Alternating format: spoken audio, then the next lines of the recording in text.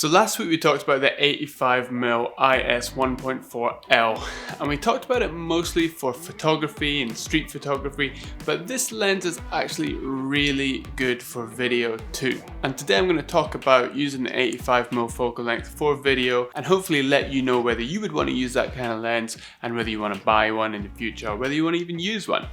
Maybe it's not your kind of style, maybe it is, we'll find out. So I have two uses for this guy.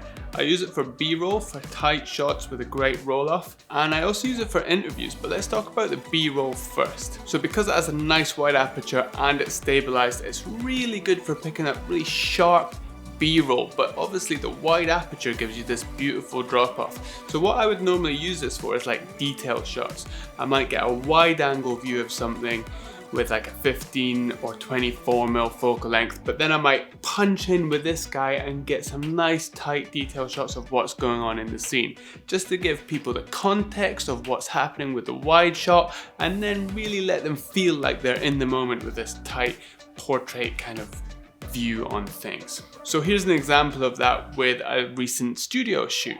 So I've got the nice wide angle view of this gym equipment, and then I punch into the detail of the grip on the metal and the way it's rusted and worn, and from that you can see that it's had done thousands of reps and had thousands of hours of use, and it's a really good sturdy piece of equipment. Now for interviews, it's kind of a similar use. I'll use this kind of setup for a regular interview, although I may have myself seated slightly different. If I'm being interviewed, I might kind of be more like this, where I would be kind of side onto the camera and I would be looking at my interviewer and talking like this. Now, if I'm talking emotionally to my interviewer, maybe I need like a punch in on my eyes so that they can see the raw emotion that's going on, like kind of like this. Yes, now it's really emotional, isn't it? But we'll get back to the normal video now. We don't want to talk about feelings too much. So the 85mm gives you this really punched in second view and really helps to express emotion and convey feeling in an interview, which is a really nice little technique that if you have, you should definitely try because it makes all the difference in an interview setup. So a quick side note on this one is that movies and TV use this technique all the time to express emotion and to show detail.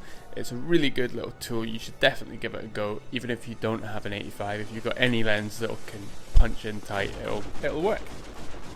Now a lot of people, they would get these similar shots from something like a 70 to 200, but let me show you the difference in size between this and a 70 to 200, okay, because it's drastic. So this is my Sigma 70 to 200 Sport, and it's a beast of a lens. I love this lens, I use it all the time, but just, you gotta take the hood off, you gotta use the hood, and then, so that's the size. It's heavy too. So you've got this. Well, let's make it fair and put the hood on this one as well, because I would use this with the hood most of the time. So you've got this next to this. Okay, now it's drastically bigger. Okay, and I'm gonna get most of the shots I need just from the 70 to 200. So in a lot of cases, I don't need to be carrying this guy around when I can get kind of 60 to 70% of what I need just out of an 85. If I know that I'm going to be shooting sports or mostly long distances, of course I'm going to pick up the 70 to 200. But how much space and weight? I mean, my arm's already getting tired. How much space are you and weight are you saving on yourself just by using the 85? And I get most of the stuff I need out of this. So I hope you enjoyed this video. As always, if you did, please subscribe, leave a comment, share, let me know what you think of the 85. Do you use one? Will you use one? Go follow me on Instagram, link below, and have a generally good day. I will see you in the next video. Let me know if there's anything you want to know about this lens. I will answer you in the comments. Goodbye.